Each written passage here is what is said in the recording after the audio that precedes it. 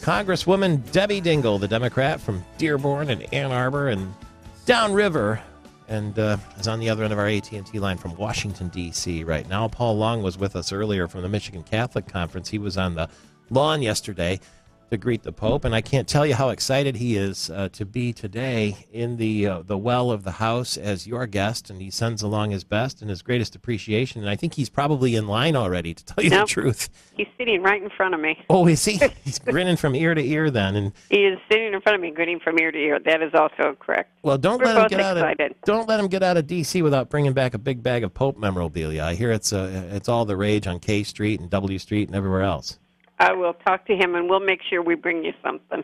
Thank you very much. And we'll we really, though, have you ever met a Pope before?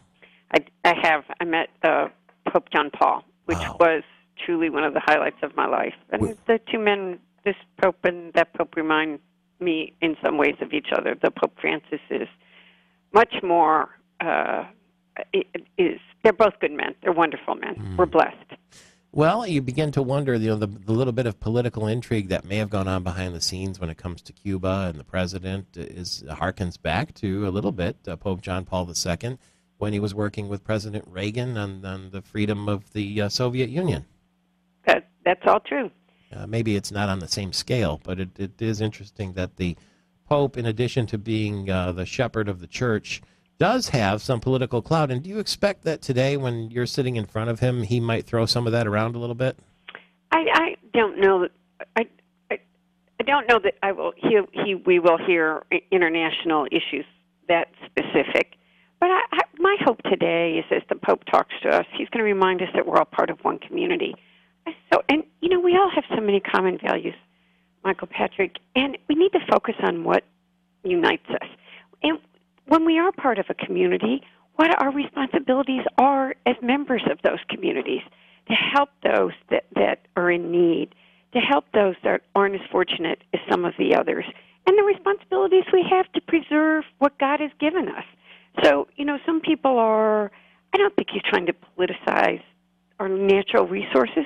What he's trying to say is this is a gift that God has given us, and we need to protect it. Isn't it interesting? The journalists on the flight from Cuba said, "Well, you're kind of a leftist, you're a communist," because when he harkens back to the distribution of wealth, he doesn't do so in a political fashion. I think it's just in hey, why not help each other? I don't think he in any way talks about a redistribution of wealth. What I think he does see is how many people are in need. He sees people that are hungry. He sees people that are sick. He sees people living in a land that people are being killed and that they're having to leave that country in mass exodus to survive, and that they need somebody to put out a helping hand to help them resettle. I remember that when we did it in this country when I was in high school and my roommate came from Cuba. I think what this Pope is reminding us all, and, we all grew up a couple of decades ago, we are all interdependent, and what it means to be part of a community and our responsibilities to each other.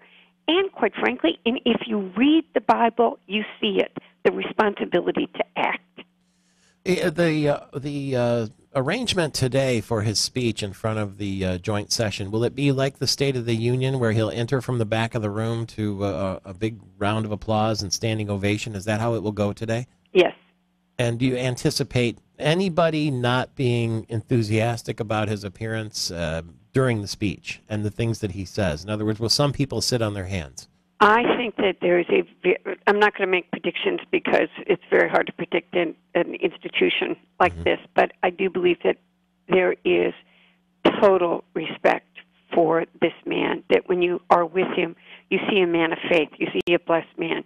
There's been a member or two who has said that they're not going to go, but I do not believe that anyone will be disrespectful in that chamber. When you met Pope John Paul II, where was that? Well, remember he was in Michigan first, and then this is the thing that I do remember the most about what a good and blessed man he was, is that shortly after I was in Rome as part of a delegation and was blessed enough to meet him again, and he remembered meeting me in Michigan, remembered meeting John and myself. Wow. So that's something that I have never forgotten. He, too, was a very blessed man, had a very short tenure, but was part of understood the importance of a community, came from a country that had had a lot of hardship, a lot of sorrows, understood people. And I think these two popes have lived in the community, and they see people hurting, and they see people who just, they need somebody to help them. And isn't that what Jesus taught us when you read the Bible, when you read the New Testament, that we have a responsibility to help our neighbor who needs help?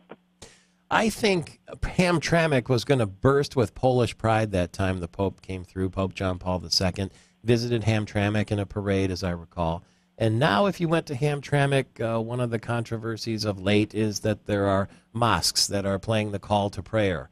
That might have surprised the Polish people in Hamtramck at that time. And then it sort of leads us to wonder when you have somebody like Ben Carson, who was in Michigan yesterday, saying we can't have a Muslim president. I wouldn't support that. What was your reaction when you heard that? Well, I think we all have to be careful, too. I mean, I have not been happy these last few days because, again, one of the fundamental pillars of our Constitution is freedom of religion. What I think that Ben has, Paul W. said something to me yesterday, and I went back and read what... Who? Paul, I know who. Just but kidding. Some of us are taking Ben Carson's comments out of context, and he has tried to say that he would not be opposed to a Muslim president, but he would want them to respect our Constitution. He wouldn't support someone who supported Sharia law, which Sharia law does not respect that everybody should be treated equally. Mm-hmm. And I probably just got in trouble saying that somehow. But I